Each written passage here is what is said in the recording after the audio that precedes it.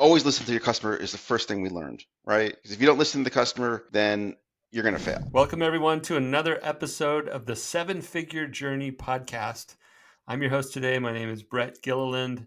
I'm here with Josh Schuminsky. Josh is the founder and CEO of Solutions Afoot. Solutions Afoot does enterprise application development. I'll let Josh talk about that here in a minute. But these episodes, every episode, my team and I have the wonderful opportunity of meeting real business owners who are sharing real lessons learned in their growth journey and sharing real obstacles, real challenges, things that they're still trying to figure out. Through these episodes, we're trying to reach as many seven-figure business owners as possible and share real insights, talk about real things. So you don't all have to feel alone out there. So welcome, Josh, to the show. Thanks for being here. Thanks for having me, Brett. So, Josh, tell us a little bit more about Solutions Afoot, what you guys are up to, who you're serving, kinds of stuff that you just want to park in people's brains as backdrop as we get into our interview. So Solutions Afoot is a software development company. We specialize in enterprise software for companies who have $5 million and up in revenue. Um, we try to um, um, streamline the process for development. We have an onboarding package where we find out that every nook and cranny of development, and until someone signs off on it, we do not start development. Um, we have core values that we bring into every um, build, Every engagement, e- every every project. every build, and those values are communication. So we will never have a developer offshore or nearshore because of the communication. The lack of communication is where lots of development falls by the wayside. You know, the client does not want to wait 2 weeks to get word back from the developer. It's not a good business model, and I'll never have a nearshore or offshore developer.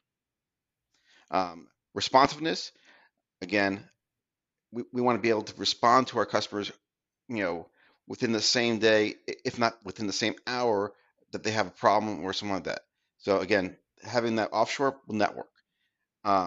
Transparency, we're a very unique development company. We actually invite our customers into our project management software.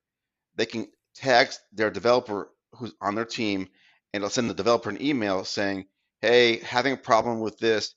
Can you take a look at it?" And the developer will at them back, and it'll send them right to their email saying, "Hey, Brett, we fixed this. You know, please try testing again, make sure it works."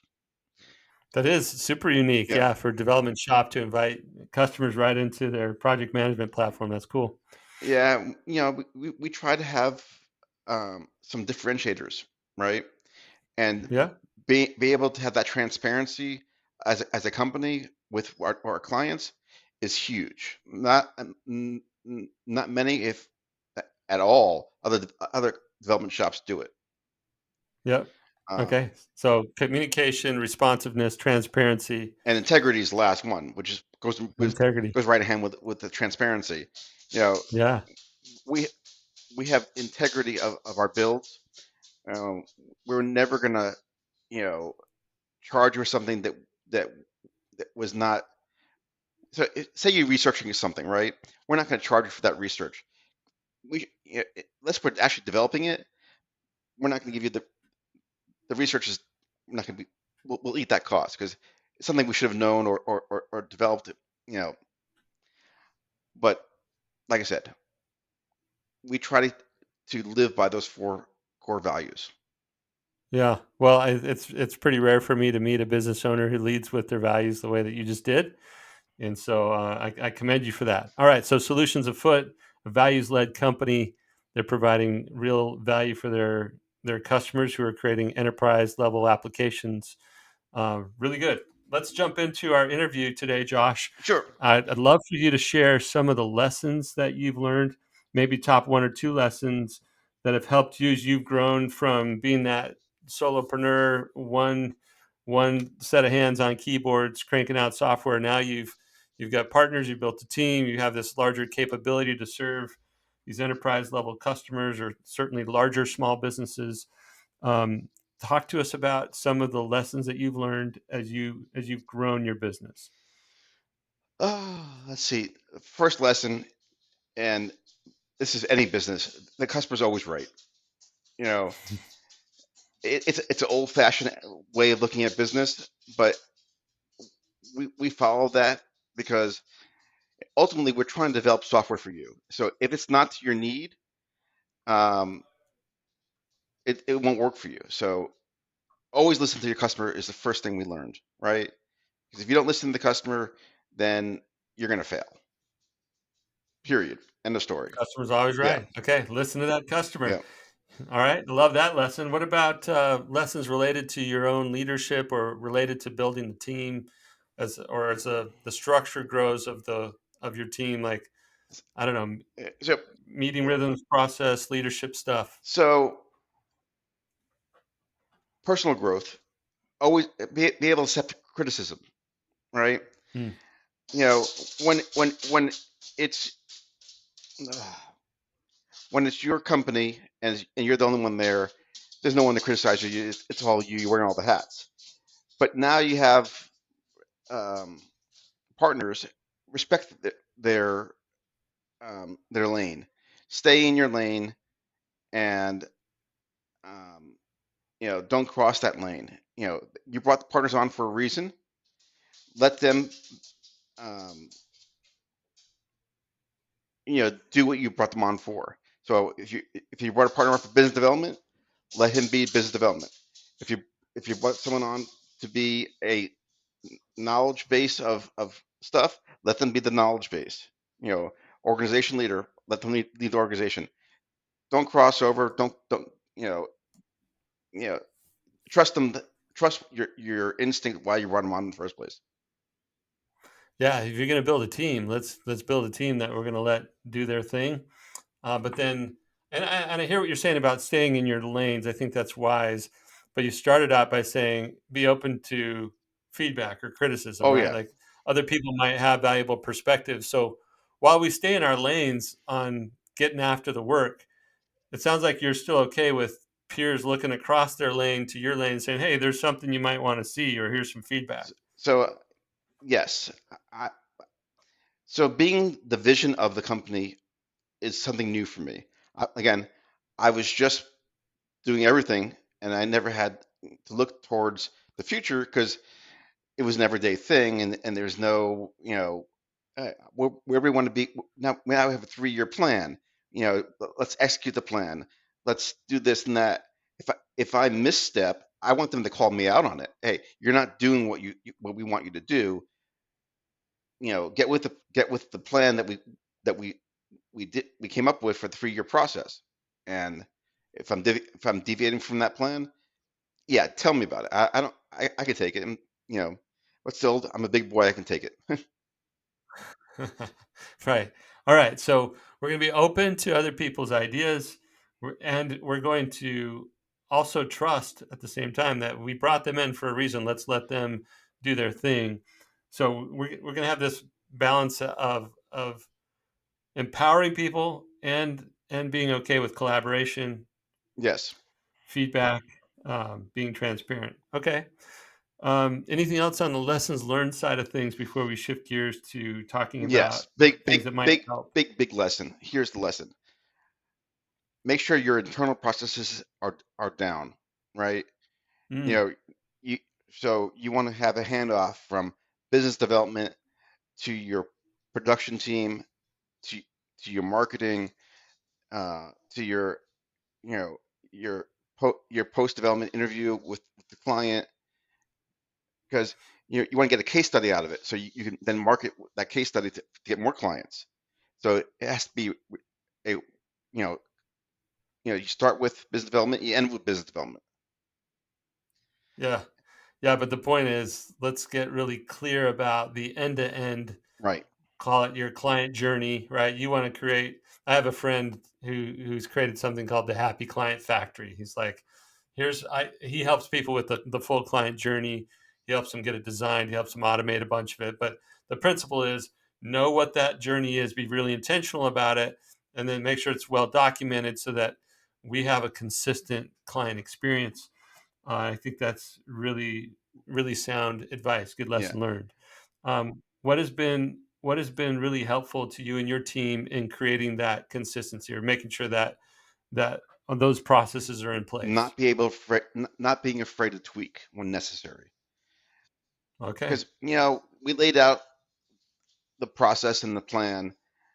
Doesn't mean that what we came up with is 100% gold, right? Uh, we're actually tweaking, you know, our our our onboarding process to make it more beneficial to the client, right? We're actually giving away 10 times the value for our onboarding than, so normally our onboarding process is around $2,500 for the customer, right? You get a full flow map of your build, you get all your tables that you want and to look at, you get the spec um, of work that needs to be developed, and we charge, $2,500 for that. Well, right now we're we're we're streamlining that. We're doing the same exact work for it, but we're now charging 250, right? Mm, So, and we used to, you know, start the development while we're doing the that process. Now we don't start development until all that's signed off on. So we've tweaked a little bit of how we're doing things, made it better for the customer by making it a better value point, and it's reciprocated with more customers and more onboardings. very good. Okay. Great examples of lessons that you've been learning as you've grown. Let's switch. Let's kind of shift gears now, Josh, and talk about things that you're still working on to be able to grow that business. There's the external stuff like sales and marketing. I'm not talking about that. I'm talking about here's the capabilities that we're building internally or the organization development work or the leadership work, like that business building kind of stuff. What would be something that would be useful for us to discuss today that could help you? Um, like I said, building that internal process, make sure you have that down. You can't grow as a business if you're not repeating what you do over and over again. And once that comes Mm. memory in your head of how things are done, then you can go expand to bigger clients or different sectors and grow that organically instead of having to constantly, spend to get those clients. So the goal is to grow it organically, to get ourselves out there, be the Willie Loman of the world, right? You know, go travel, shake your hand of a prospect, go where they are. Don't just do it over Zooms like the current um, generation is doing. You know, meet them, go to their office, find out how they run their business. Because if you find out how they run their business, then you can create something that's useful for them. Right. Totally. Okay. So I heard you talking about creating internal processes or consistently working to improve the way that you deliver this value to customers. Then we started talking about going outside and talking to customers, listening to them, which is awesome. But let's stick with the internal process improvement Sure. piece here. Is it safe to assume that consistent focus on process excellence allows you to save money because we're not taking missteps. There's efficiency gains Correct. by Yeah. doing that. There's client experience wins when we're improving those processes. We're consistently delivering that process excellence, and with those client experience wins, you have better customers longer, referrals, So all that kind of let stuff. me give you an So example. So we yeah, create our own please. our own best practices training. So yes, we get developers from all over the U.S. But once we get them to us, we tell them, I don't care what you did before. everyone's going to learn the same way of how we do Mm. things. So if you go on vacation, we don't have to stop development. Someone could just fall into place, follow the spec, and finish the work while you're gone. Pretty easily pick that thing up and run Correct. with it, right? So, but Yeah, because everyone's taught the same way, they should just be able to go. All right, you're here. I can get you to here while you're gone. So, yeah. my partners, I must give them the full credit that they came up with the processes. They came up with the testing of the best practices and make sure everyone learns it uniformly, and and all developers have to pass the the quiz based on their best practices before they go back and be part of a development. Okay, so you've created some really good standards to provide some consistency. Sounds like that's working well. So now I'm starting to be a little unclear on how I can help you. It doesn't sound like you need improvement on those best practices necessarily.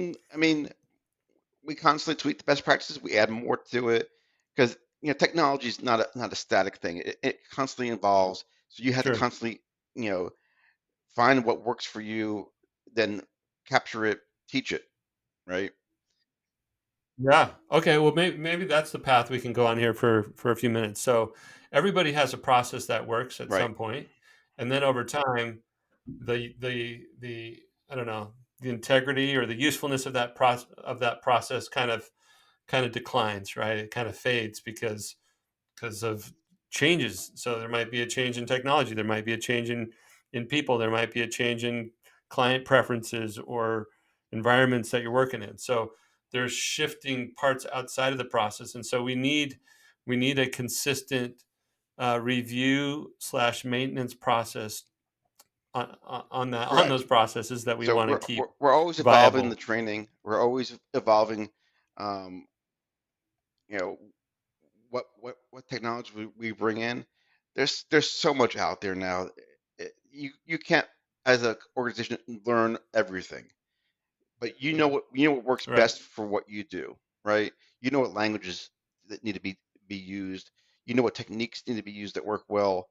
Um, and when we have a developer on a project, we don't want them taking shortcuts because Mm. shortcuts cost us money and the client money, and we don't want that. So if you're Right. following what you're supposed to be doing, three things are going to happen. First thing, better product. Second thing, happier client. Third thing, you're going to get more clients because they're happy. Yeah. Yeah. Okay, I agree. So maybe so there's best practices on, do you have, is it once a year everybody goes in and looks at their piece of the So process we and have and a updates monthly it? training. I think it's the third Wednesday every month. All developers get on Okay. late at night after hours, and we pay them to be on to learn best practices. And they we ask them, hey, what do you think we can do better?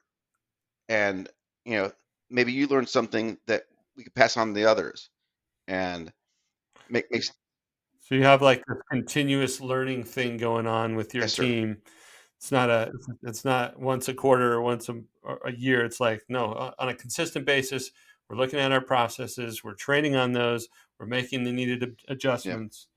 I think that's a wise way to and do it. and we have a searchable knowledge Um, base of all the videos that we create regarding best practices.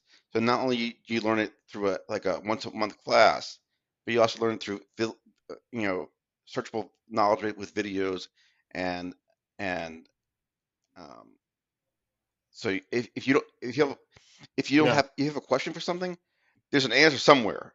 Or if you can't find the answer, there's yeah. someone always available, right? We never have a junior developer on a project by themselves. There's always a team that is on a development. A senior developer, a project leader, a junior developer, an integration developer, and a front end developer. So you're not in it by yourself. You don't have to be by yourself. You can lean on your Mhm. teammates to help you through the process. So let's say, I'm glad you brought up this teammates thing. Let's say two or three of those teammates are just really staying to the process. They stay true to it, and you have somebody that starts to like, they just wander like, I do it my own way. What are the checks and balances for that, or how do you even know that's happening? One, and then how do you course correct when that's going So on? we have an open line of communication with our developers, and we, like I said, when we have a weekly scrum with our customers, our project leader and our developers are on the call. So we hear not only from the junior developers but the client, hey, this is why was this done this way? Was not what you said you were going to do. And if we find the developer is at fault and they don't correct their way, they're not going to be with us much longer because Okay, I we see it. So it's pretty hard for them to go for much of a period of time on their own without other people seeing the results of their work. Like it's yes, visible. because you can tell by Yeah. how things look or how things flow whether it was done correctly. Hmm. And Got it. we hold them accountable, right? You know, Yep. they like the fact that we are openly communicating with them. Um, and Back to that yep, value, right? yes, Communication sir. value. Yeah. And the transparency, they should be living in transparency if they're a fit with your Yes, team. yeah. So, like I said, Yeah. each of the developers, logs daily into the project management software under each different project that they're on, and so we can have a full review of a project by just looking at their daily log. So we know if it took them 2 hours for something that should have taken them a half hour, they didn't do it right, right? So Mm. we, it's obvious, if you're doing so long, what things should take. Yeah. Yeah. It sounds like between you and your partners, you guys have a clear view of how to scope work and tell if something's been being done correctly. And yeah, that's good. Okay, so let's talk about. I mean, these processes. How do you? What are some ways that you guys are going outside of your business to learn additional best practices? Because it's one thing to develop our own and train to our own. How are you staying sharp on Scrum or Agile methods or whatever things? Are you guys going to training? Are you guys uh, speaking at conferences? Like, how do you guys stay sharp on that Um, stuff? we're associated with a development school in Nashville that we Mm, grab our developers from, and we learn what's coming down the line through that development school. So new techniques, etc., and better ways to do things. Um, we've come up with some of our own mousetraps that work better than some of the industry standards. Can't tell you that stuff, but sure. um, yeah. We won't But talk about that. um, you know, when it's needed, we add to our stack, right? Because you're never too big to grow, right? If you grow Yeah, your technology, you can expand your customer base, your different sectors. We know we have a niche in certain sectors, right? Healthcare, education, manufacturing, um, service-related industries. But you know, you, I don't mind going outside of that. If we qualify to do the work for those industries, we're willing to do the work. yeah, yeah. You're gonna know whether you can win for Yeah. that customer or not. And Um, you said what you're looking to do to expand, to grow, and stuff like that earlier. One of the things we're trying to do to expand is, in addition to commercial work, we're trying to get into government work on both, federal, state, municipality level to um, to grow what we can do and expand to what tomorrow was going to bring. yeah, very good. And as you're expanding, then some of those processes that, like, especially if you go into a government sector, for example, some of the processes that were just fine for your commercial clients might not be okay Nope. for those government clients, and then we're right back Yeah, to updating there's processes, so right? government work is all about compliance, right? You have to do it. You have your Yeah. way, but government has their way. You have to go their way, right? There's no ifs, ands, or Yeah. buts. It's if you don't do it their way, you're never going to get another contract with them. So you adapt. Right. So you got to learn that way. And before you even say yes to that kind of agreement, you better understand what kind of change that's going to require for you guys internally Correct. to comply. So that's an Yeah. important And issue as well. sorry, one more Okay. comment regarding government. Yeah, go Once ahead. we start, consistently landing government stuff, we'll have to expand our team because um, the government way of doing things is anyone who's doing government job, depending on what kind of government work it is, they might require you to have employees, not contractors. So we might have to bring on, Mm. people just to do the government work. Yeah, that's a good point. Also, I understand I'm not engaged in a lot of government work, probably on purpose. Like I think I would go crazy doing work for government agencies with a lot of bureaucracy, but there is a lot of good money to be made. There's a lot of services needed in those in that government sector. But anyway, I was going to say sometimes there are security clearances that are required, and you got not just certain, not just dedicated employees for government work, but certain experience or background checks might be at a higher level of Yeah, so scrutiny than some of your other we jobs. try. We're probably never going to go after top secret or secret clearance stuff, um, Mm. because to get compliant for that is just a whole different animal. It Just it a lot. Yeah. there's a whole process you have to go through, and it's something like 250 grand just to go through the process. It's going to take probably a year to get through that process before you even do any work. This is just getting ready Yeah. to do work. Yeah. That's a pretty Yeah. big So bet, isn't and it? so Yeah. if you get ready for the work and you don't get any of the work, then you just wasted all that money and time. So it's probably not Yeah. worth Yeah. That's true. us trying to get that kind of work. Makes sense. Josh, if people want to learn more about Solutions Afoot or they want to connect with you on social or anywhere, like how would So they do they that? can go to our website, solutionsafoot.com, and see all about our processes and our core values. And they can go to our Facebook page, Solutions Foot, and most of all, our LinkedIn page, Solutions Foot. Mostly LinkedIn. Facebook, we have a small following, but a much bigger following on LinkedIn. Okay, and to be like very clear for everybody listening, Solutions Afoot, Yeah, AFOOT, correct. So it's a solutionsafoot.com play is off where you go. words, which I was a big Sherlock Holmes fan, and I was always like, he was like, the game's afoot. Well, I took the play on Mm, words and go, instead of game, a solution's afoot. So yeah. All right. Inspired by always Sherlock. Very good. Josh, thanks for joining us today. appreciate you, Appreciate you. and good luck with the podcast. And oh, are you? No, I was going to ask a question Yeah, go when it's ahead. going to air, Yeah. Any but we can do that after you stop recording. Oh yeah. So okay. Let me wrap it up here. The for all of you listening, please share, like, review, comment, help all of those seven-figure business owners out there get this episode. We're trying to help as many seven-figure business owners as possible as they are listening to these real business owners share real lessons and real things that they're still working on. Super valuable stuff.